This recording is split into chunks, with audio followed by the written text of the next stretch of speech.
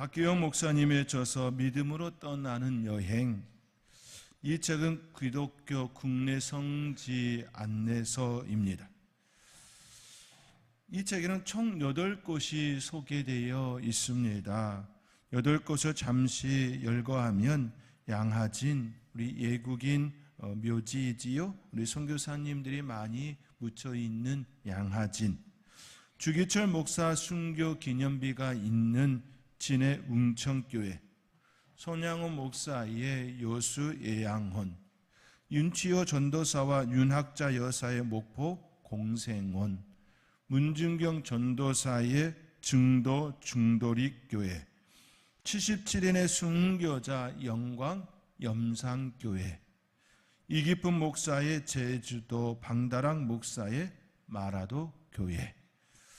박기호 목사님은 발걸음을 한 걸음 한 걸음 내리면서 그곳을 향하는 마음과 그곳에서 받은 감동을 글로 옮겼습니다.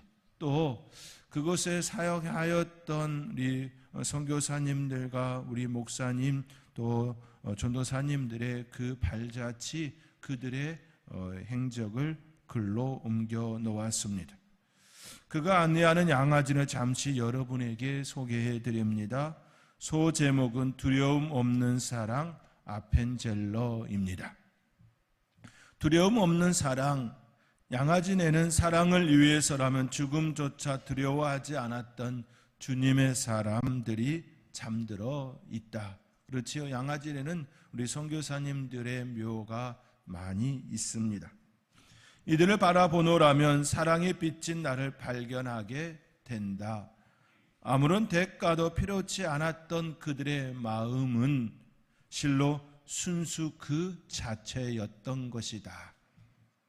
오직 한 가지 소망, 아직 복음을 알지 못하는 이 땅이 주님의 백성들로 넘쳐나는 그 꿈을 위해 그들은 아낌없이 모든 것을 내어준 것이다. 그렇지요? 실로 그들은 모든 것을 아낌없이 내어주었습니다. 언더우드 일가의 묘를 지나 길을 따라가다 보면 언더우드 일가 그 묘는 우리나라에 오셨던 그 일대 언더우드 선교사님과 그의 아내 그리고 이어지는 자녀들에까지 4대가 그 안에 묻혀 있습니다. 언더우드 일가의 묘를 지나 길을 따라가다 보면 양아진 언덕에 올라가게 된다. 그리 높지 않은 언덕 위로 첫 번째로 만나게 되는 묘비가 언더우드와 함께 제물포에 도착한 감리교 선교사 아펜젤러의 무덤이다. 이 무덤은 사실 빈 무덤이다.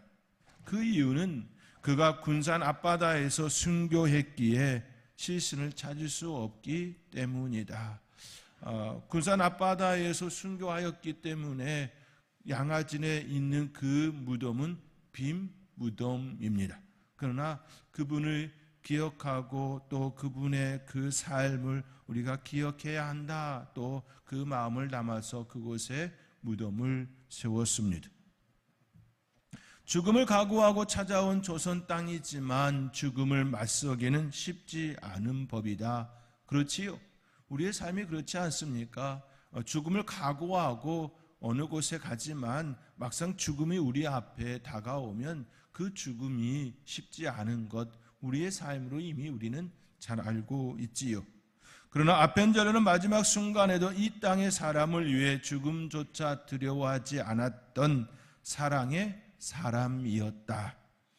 1902년 6월 11일 밤 10시경 그는 목포에서 열리는 성서 번역 회의에 참석하기 위해 그의 비서 조항규와 고향집으로 돌아가던 정신여학교 학생과 함께 배를 타고 가던 중이었다. 항해하던 배가 어청도 부근을 지나던 중 다른 선박과 충돌하는 사고가 일어나게 되었다. 배가 침몰하자 사람들은 배를 버리고 탈출하기 시작했는데 함께 온 여학생이 그만 선실에서 빠져나오지 못하고 있었다. 자신의 목숨을 위해서라면 탈출할 시간이 있었지만 이제 다른 사람들이 다 탈출하는 것처럼 우리 아펜젤로 선교사님도 충분히 탈출할 수 있었습니다. 그러나 그에게 조선인은 자신의 생명보다 더 소중했던 것이다. 아펜젤로는 소녀를 구하기 위해 다시 선실로 들어갔으나 급격히 가라앉는 배에서 빠져나올 수 없었다. 최근 한국 교회 사가인 김수진 목사를 통해 흥미로운 이야기를 들었다. 아펜젤러가 순교한 군산 앞바다는 의미 있는 곳이 되었다는 것이다.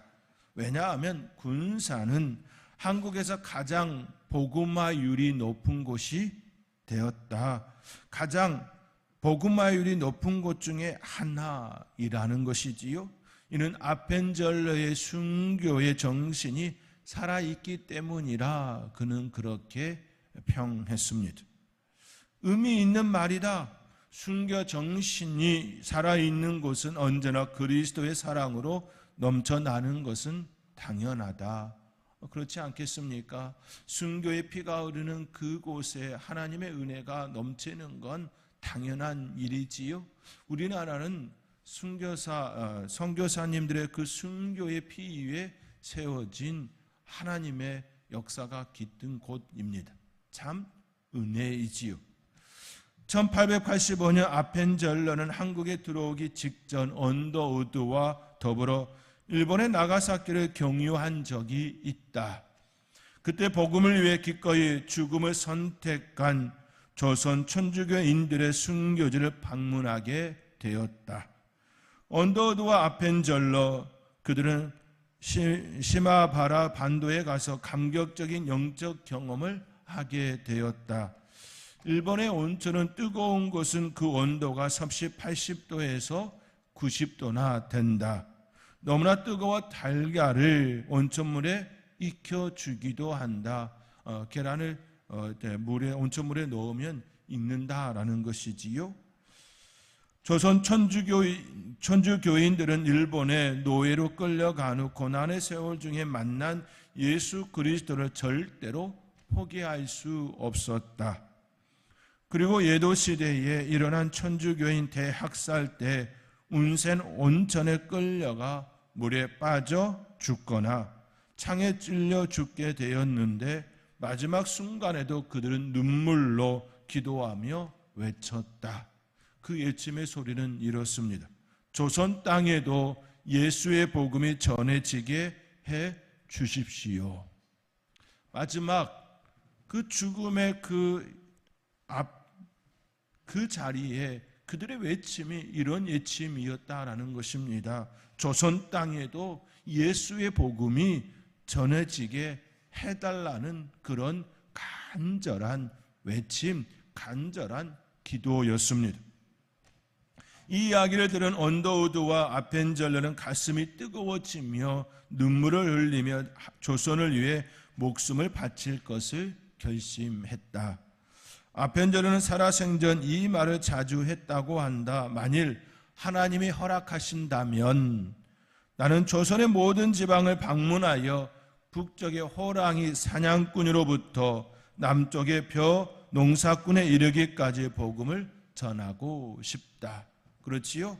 그 당시 북쪽에 호랑이 사냥꾼이 있었고 또 남쪽 지대는 평야지대가 많아서 농사꾼들이 있었지요. 그리하여 북쪽의 호랑이 사냥꾼으로부터 남쪽의 벼 농사꾼에 이르기까지 복음을 전하고 싶다는 것이 아펜젤러의 간절한 말이었습니다.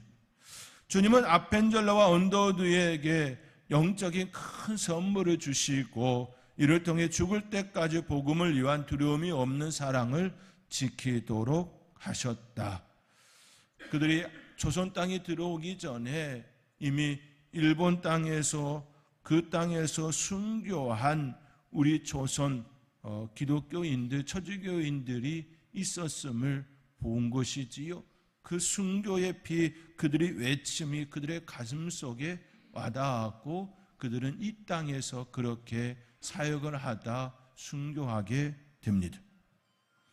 1885년 4월 5일 제무포항에 언더우드와 함께 도착하고 나서 아펜젤러는 그 감격을 조선 도착 보고서에 다음과 같이 기록하였다. 우리는 부활절 아침 이곳에 상륙했습니다.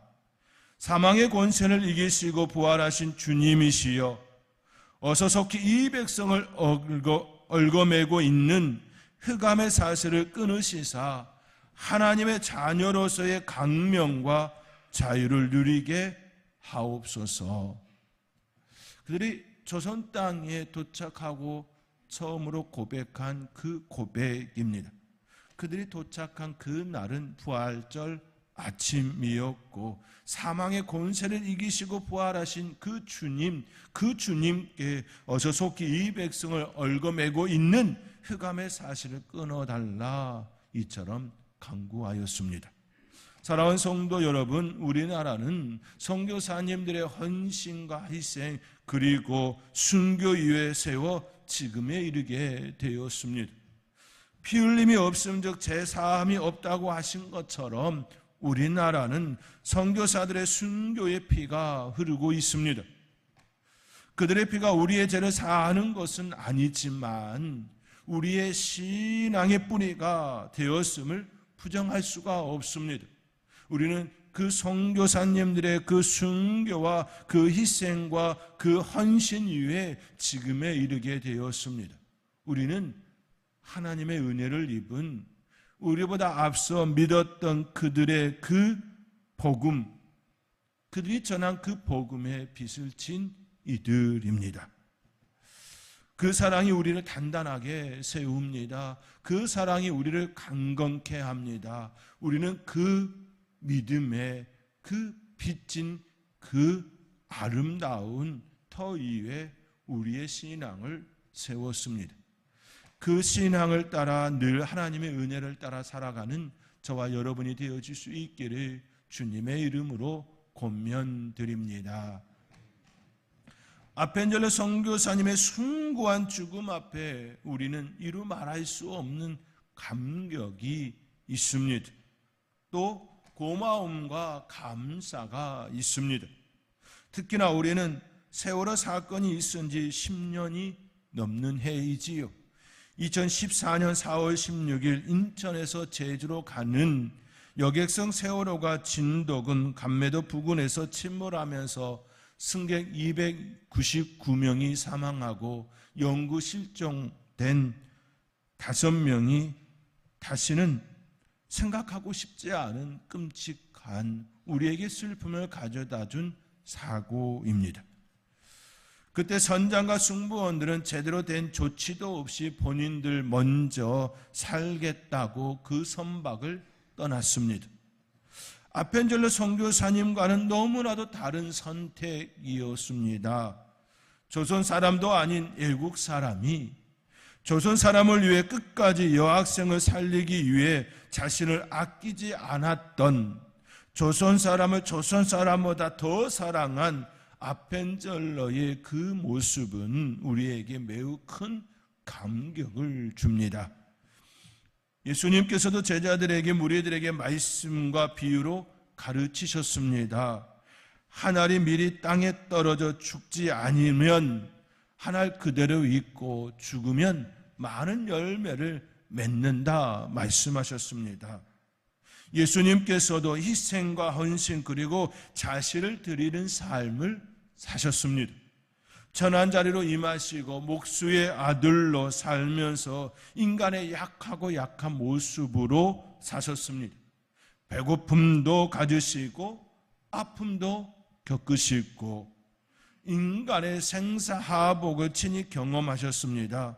그리고 때가 되어 자신을 단번에 화목제물로 드림이 되었습니다. 그리하여 그 화목제물로, 그 희생제물로 우리는 우리의 죄를 사하는 그 은혜를 누리게 되었습니다. 오늘 본문 26절의 말씀입니다. 우리 함께 오늘 본문 26절의 말씀 함께 읽겠습니다. 그리하면 그가 세상을 창조한 때부터 자주 고난을 받았어야 할 것이로되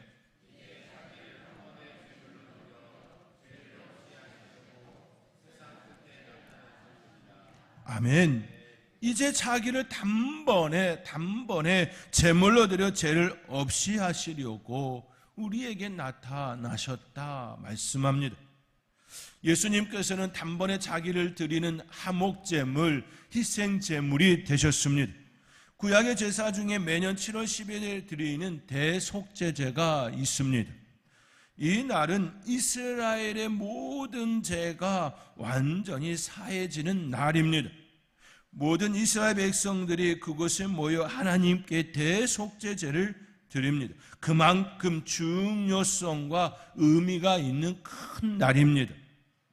이 날을 그냥 형식적으로 7월 10일에 당하여 드리는 대속제일이 아니었습니다. 이미 대속제일 열흘 전인 7월 1일 나팔을 크게 불어 회개를 촉구하고 대속제를 경건하게 준비하라고 나팔절을 제정하여 준비케 하셨습니다.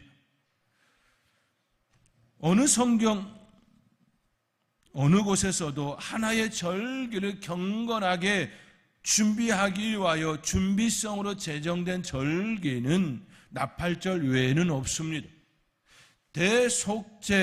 대속제일을 위하여서 이것을 준비하기 위하여서 나팔절을 하나님께서는 제정하셨습니다. 그리하여 나팔을 불어 그들로 하여금 그들에게 하나님께 가까이 나아올 수 있도록 미리 준비케 하셨습니다. 그만큼 대속제일이 얼마나 중요한 날인지, 그것이 얼마나 중요한 의미인지 우리에게 잘 알려주고 있습니다. 하나님께서는 죄 가운데 있는 이스라엘 백성들을 대속제를 통하여 정결케 하시는 제사를 드리도록 하였습니다. 이 일은 이스라엘 백성들에게 있어서 반드시 기억해야 할 제사였습니다. 죄로 하나님과 단절된 그들이 하나님과 가까이 갈 수 있는 길이 열리는 날이었습니다. 대속제는 매년 7월 10일에 이루어졌습니다. 하나님께서 매년 드리는 그 속죄제를 하나님의 아들 예수 그리스도를 통하여 단번에 드리는 제사로 온전케 하셨습니다. 오늘 본문 28절의 말씀입니다. 우리 함께 28절의 말씀 함께 읽겠습니다. 이와 같이 그리스도도 많은 사람의 죄를 담당하시려고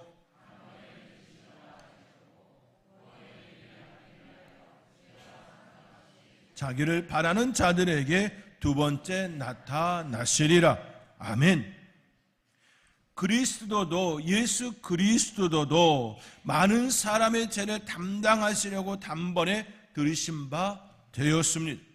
그리하여 우리로 하여금 구원에 이르게 하셨습니다. 그리고 구원에 이르게 되어진 우리에게 다시금 그 소망 가운데 사는 우리를 위하여 다시 나타나시리라, 두 번째 나타나시리라, 이처럼 말씀합니다. 그렇지요. 처음 이 땅에 오셔서 우리를 위하여 자신을 드리는 희생 제물이 되셨고, 그 영원한 하나님의 나라에 입성하시고 그 전에 들어가시고 우리를 위하여 날마다 중보하시는 그 예수님은 이제 다시금 두 번째 나타나시리라 말씀합니다. 이처럼 히브리서 기자는 많은 사람의 죄를 담당하시려고 단번에 들이신 바 되어진 그 예수님에 대하여 증언합니다. 그리고 다시 오실 그 예수님을 우리에게 말씀하고 있습니다. 구약의 대제사장은 매년 대속제일에 이스라엘의 죄를 사하시기 위하여 다른 것의 피로서 성소에 들어갔습니다.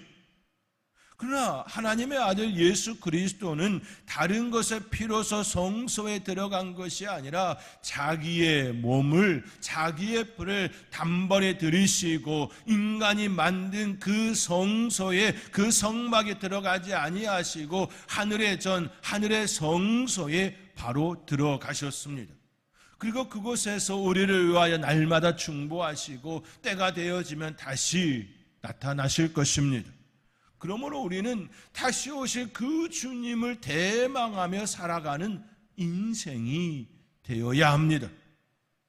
우리를 위하여 죽으신 그 예수님을 바라보고 사는 삶이 진정 아름다운 삶임을 말씀을 통하여 기억할 수 있기를 주님의 이름으로 권면드립니다.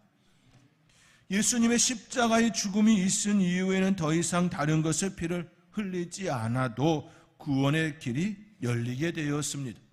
그 십자가의 은혜를 따라 구원에 이르는 길을 열어 주셨습니다. 이것이 하나님의 아들 예수님께서 이 땅에 내려오셔서 이루신 성취의 모습입니다. 그러나 사람들은 예수님의 이 사건을 의심합니다. 그것이 어떻게 우리의 죄를 사해 줄 수 있느냐 반문합니다. 예수님은 우리를 구원하는 구원주가 아니라고 이야기합니다. 그는 보통의 사람이었고 그 당시 죄인들이 당하는 십자가의 형벌에 죽으셨을 뿐이라 이야기합니다. 이것이 세상 사람들이 끊임없이 우리를 향하여 주장하고 또 주장하는 이야기입니다. 이들의 주장은 결국 예수님은 우리의 구원주가 아니라고 믿는 행위였습니다. 그들은 예수님은 하나님의 아들이 아니라는 이야기에 자신들의 마음을 담았습니다. 이것이 그리스도인들과 세상 사람들의 차이입니다. 우리는 하나님의 아들 예수 그리스도를 믿습니다.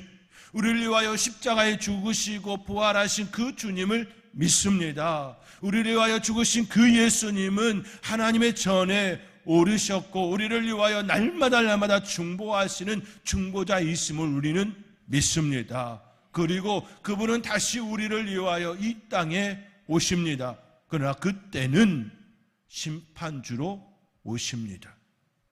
우리는 그 주님이 심판주로 오시는 그 주님이 결코 두렵지가 않습니다. 우리를 구원하시는 구원주이시기에 우리는 그분을 기다리는 자입니다. 그러나 세상 사람들은 그 예수님을 믿지 아니하기에 심판의 두려움이 있을 뿐입니다. 세상 사람들은 우리의 이 고백을 이해하지 못합니다. 그 이유는 그들은 그 예수님을 알지 못할 뿐만 아니라 하나님의 신비, 하나님의 그 세계를 체험하지 못했기 때문입니다. 보이는 대로 믿는 것이 아닙니다. 믿는 대로, 믿음대로 보이는 것입니다. 아버지를 믿는 이들이 있었습니다. 아들을 믿는 아들이 있었습니다. 그 아들은 아버지가 술을 드시지 않는 것을 알고 있었고 또 그렇게 믿고 있습니다. 그 아버지가 동네 편의점에서 여러 사람들과 함께 어울리는 것을 보았습니다. 그때 지나가는 사람이 너희 아버지가 동네 사람들과 술을 드시나 보다고 이야기합니다. 그러나 술을 마시지 않는 줄 알고 있는 그 아들은 그 아버지, 우리 아버지는 술을 드시지 않는다고 이야기합니다. 분명 그 자리에는 여러 개의 술병이 있었습니다. 그렇지만 그 아들은 그의 아버지에 대하여 술을 마시지 않았다라고 지나가는 그에게 이야기할 수 있었습니다. 여기서 우리는 생각할 수 있습니다.